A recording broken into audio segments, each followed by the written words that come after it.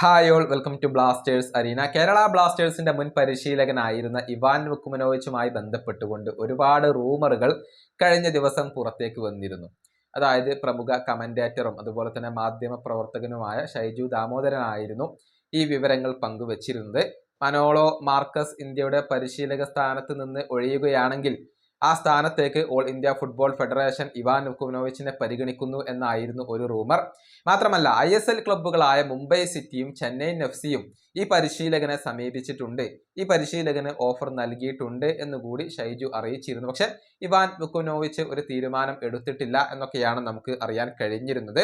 ഏതായാലും ഇതിലെ നിജസ്ഥിതി മാർക്കസ് മെർഗുലാവയോട് ചോദിച്ചിരുന്നു. അതായത് ചെന്നൈയിൻ FC-യുടെ പുതിയ പരിശീലകനായിക്കൊണ്ട് ഇവാൻ വുക്കുമനോവിച്ച് എത്തുമോ എന്നായിരുന്നു ചോദ്യം. എന്നാൽ മാർക്കസ് മെർഗുലാവോ ഇത് പൂർണ്ണമായും നിഷേധിച്ചിട്ടുണ്ട്. അതായത് എവിടെ നിന്നാണ് ഇതൊക്കെ നിങ്ങൾക്ക് ലഭിക്കുന്നത്? ഇവാൻ വുക്കുമനോവിച്ചും ചെന്നൈയിൻ FC-യും തമ്മിൽ യാതൊരുവിധ ലിങ്കും ഇവിടെയില്ല. കാരണം ഓവൻ കോയൽ ഇപ്പോൾ ചെന്നൈയുടെ പരിശീലകനാണ്, അദ്ദേഹം തന്നെയാണ് തുടരുക.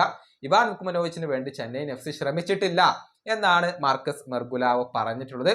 മുംബൈ സിറ്റിയുടെ കാര്യത്തിലുള്ള വ്യക്തതകൾ ഇനിയും വരേണ്ടതുണ്ട്.